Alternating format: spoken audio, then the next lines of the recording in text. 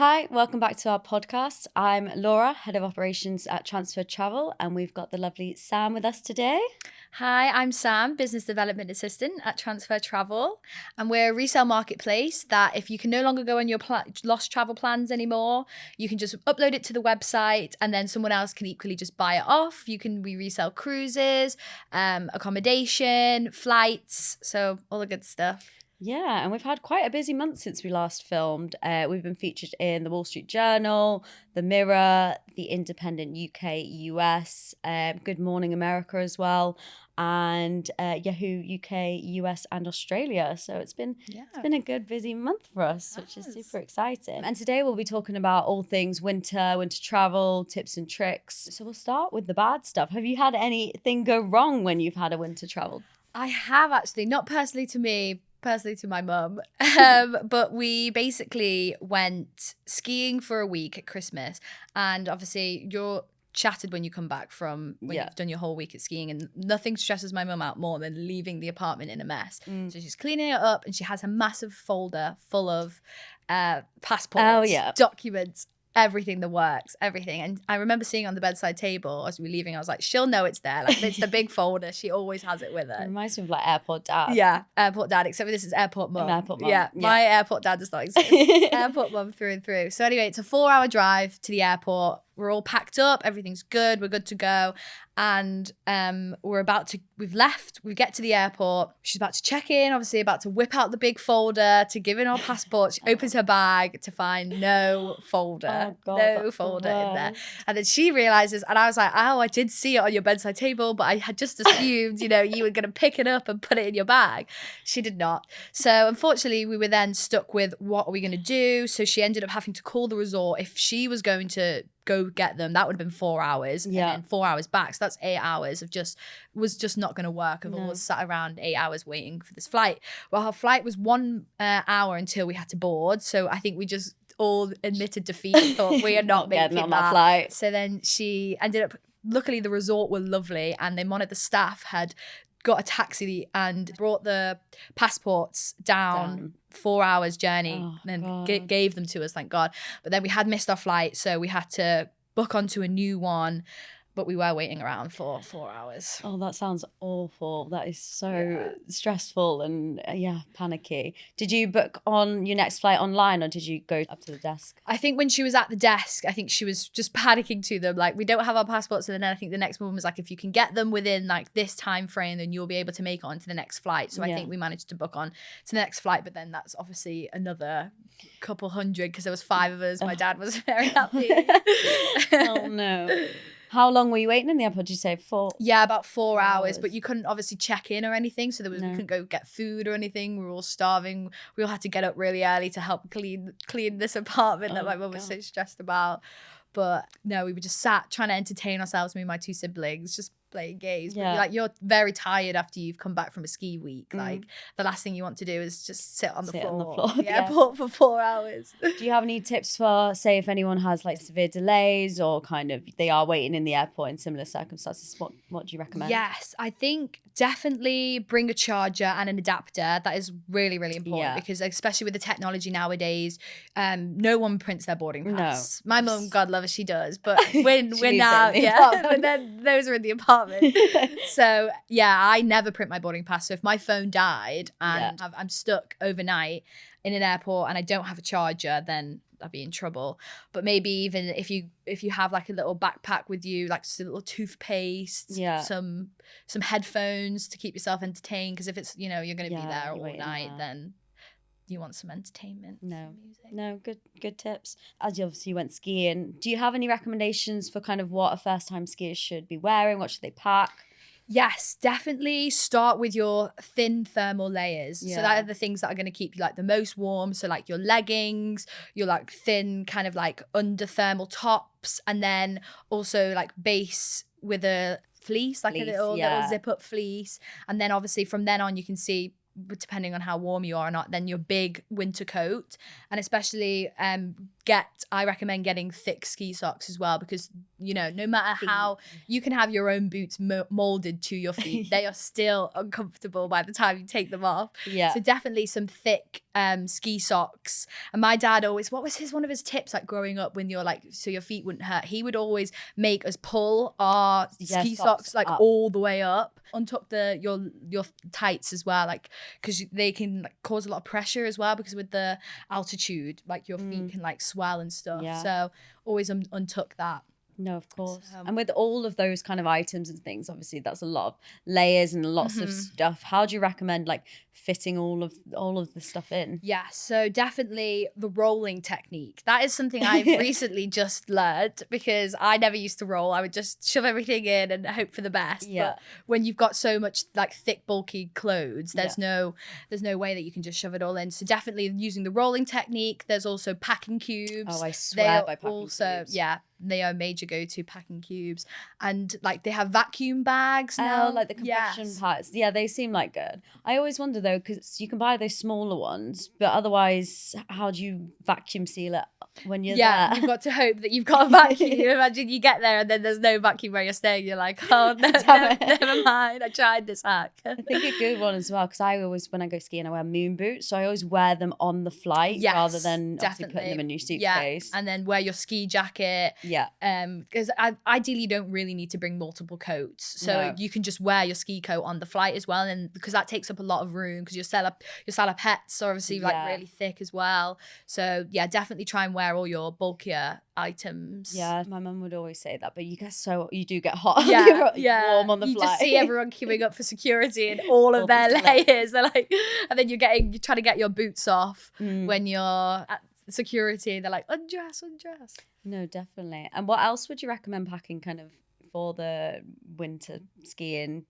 Like, is there any other things that you've... Yeah, I think definitely like your snoods, they're super important. And sun cream, that is a main thing. Like that's like, I feel like it's a bit of a misconception when it comes to winter holidays. You're going up into the mountains in the snow.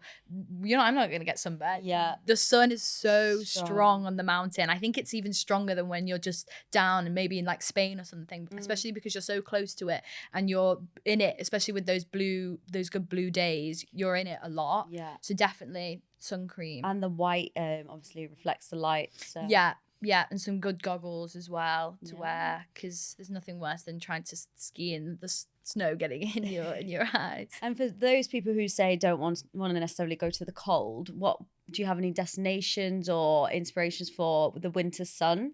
Yes, definitely. We've got like the Maldives, like the tropical escapes. They're more around like 28 degrees. Or I know like a lot of people do go on like city breaks to like France and like Nice. It's a little bit chillier, but it's not as cold as England, or like Costa Rica, like Kenya. They all actually featured in the top winter sun destinations in 2025. Nice. So yeah, I was seeing a lot around kind of Oman as well, Muscat. Yeah. Going over there, and Morocco as well. There were some cheap flights actually. I was looking into it, and it was about £40 for a flight. Oh, wow. And obviously it's warm there. Yeah. And there was like loads of different things that you could do. You can go to kind of the markets and have a look around. So I'd recommend those as well. They were really good. So with the winter sun, what kind of things would you recommend packing for? Definitely bring like cardigans and thin jackets for the evening, because even though like it could be like 28 degrees when you're going there during the day, it's definitely during the night it's not going to be as warm as when you're in like Greece in like summer. Obviously the nights are a lot warmer, but definitely bring like a little extra cardigan, a little jacket, and again always like sun cream, because even though you may not feel that you're as hot, the sun is always shining. I think a good one as well is like a lightweight tote bag. So like if you are going out and about and exploring, you've got kind of like a tote you can bring with you, or even to put your lightweight cardigan and stuff, and you don't want to like carry it, you can put it in the tote bag instead. Yeah, definitely. I think that's a good one. That is a really good idea. Do you have any fun winter travel confessions? Yes, I do actually. When I went on my uni ski trip, we decided we wanted to be a bit adventurous and ski to a different resort. So we've been up and down the same mountains. We were like, you know what, we can Try reach something out, yeah, else. try something new. Unfortunately, we didn't realize how long it was going to take us. By the time we'd got down to the other resort and the other mountain, well, actually, it was more our fault because we'd sat down and had lunch, and then we're chatting. We'd actually realised the time that we'd missed the last chairlift, Oh no. and our resort was an hour away, so we couldn't get back. So then we were all.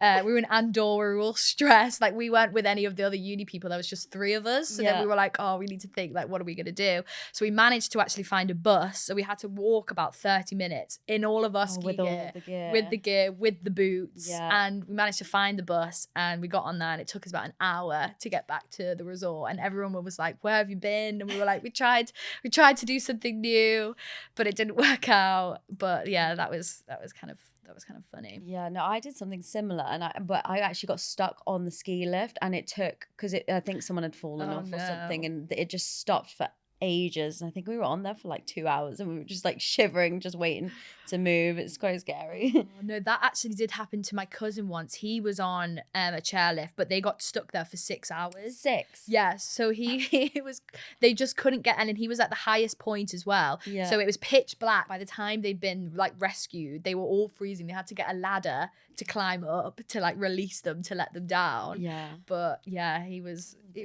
not happy. I think he was on his ski season as well, so he was meant to go back to do his dinner shift, and he completely missed it because he was like, I'm stuck on top of a I'd love chair. to do a ski season. Yes. You're going soon, aren't you? I am. I'm going in February, actually. I'm very excited, but it is February half term. So trying to find those cheaper flights during half term is quite a challenge. How are you getting around it? What's the hacks? Well, I'm thinking, there's always ways where you can change as well. So we even looked to, my flatmate had even said to try and look to change at Dublin.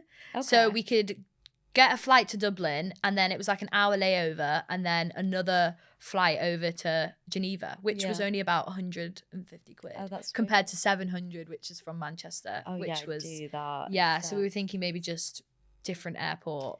Booking like midweek as well. Yeah, it's definitely a good way to do it. Yeah, because it's always the weekends are always so much more. How long are you going for?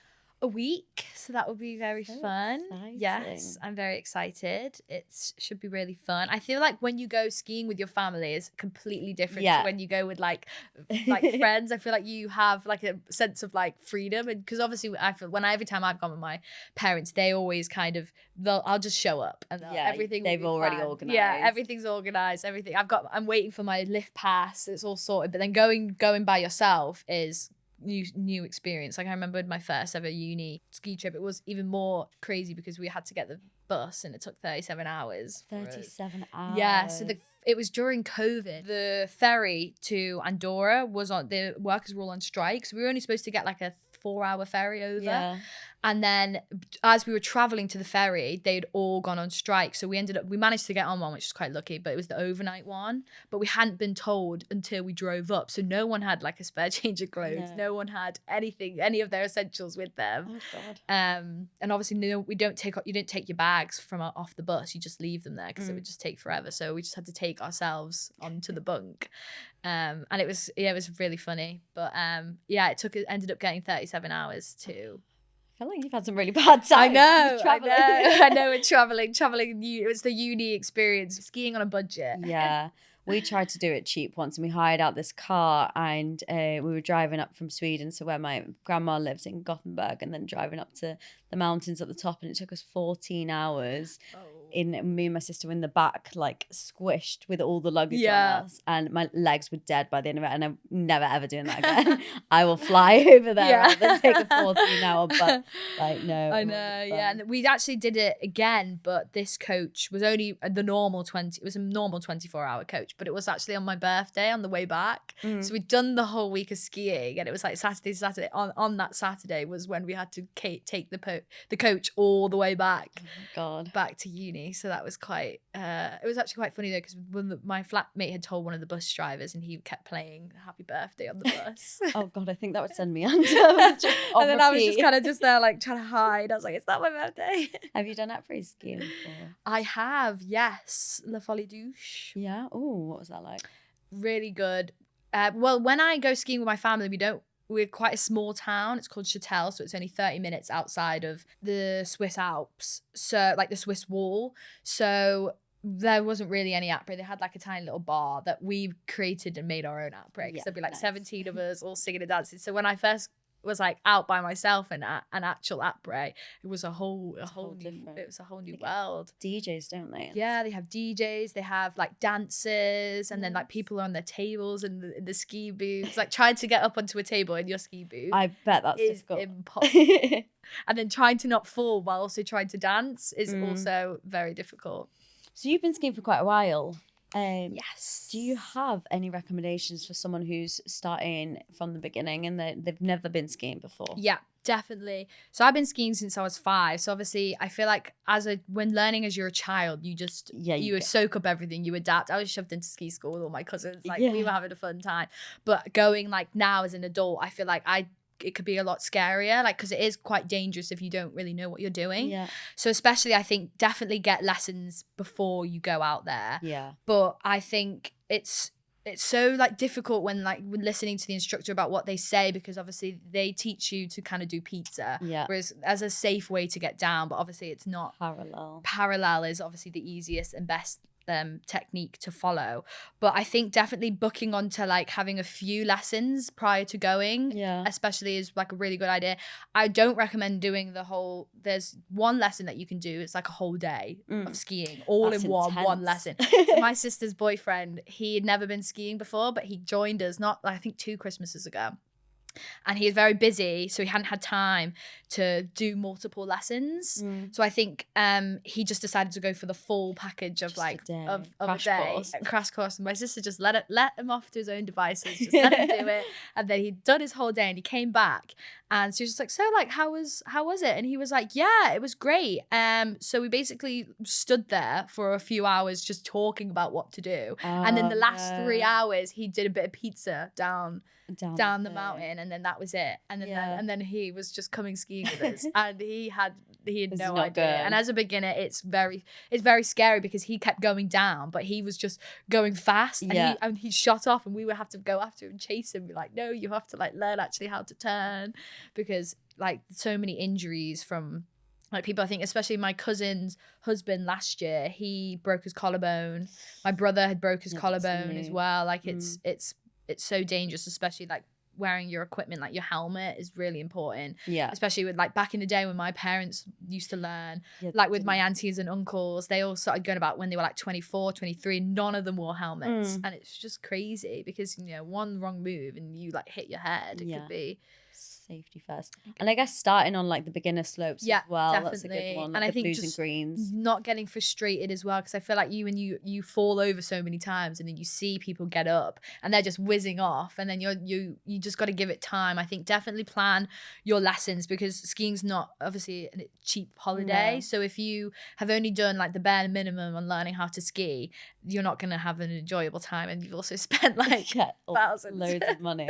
The button lifts as well, I hate them. Button lifts are brutal. They are so brutal. It was so funny. I have a funny story. My cousin was actually learning to snowboard, and my uncle didn't really want to put him on the baby slope or anything. He was like, "It's fine, he can come up with us on all the big slopes." And this button lift was known for being brutal. Like it was through the trees. Like it dragged you really rough.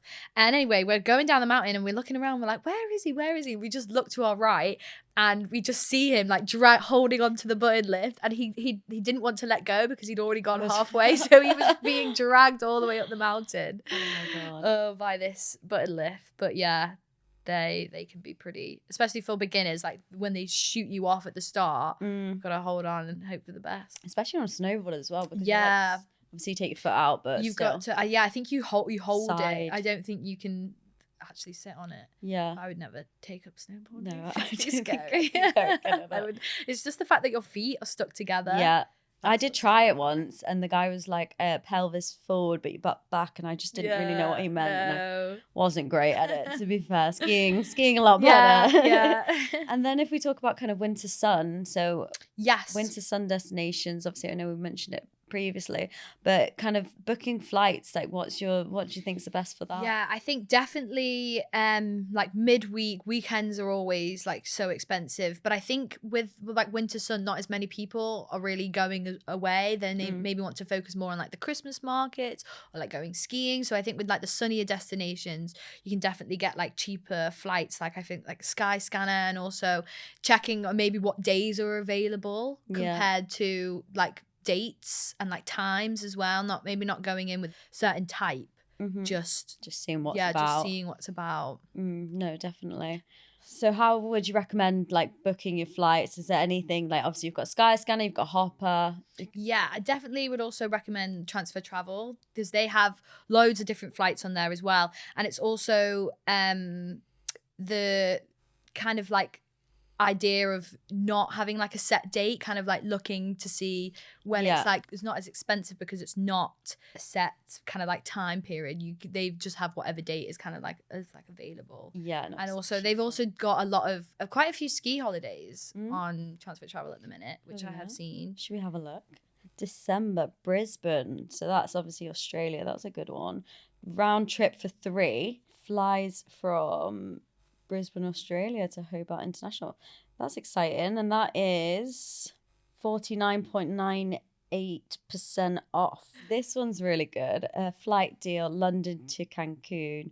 And it's 30% off. So that would be in your December period, which is super exciting to go. Get some winter sun. Oh, we've got a New York City getaway for 2 for £749, 33% off. Is that the New Year's Eve one? Yeah, that'd be good. New Year's Eve in New York. New Year's Eve in New York. That'd be fun. I've never been to New York. I have.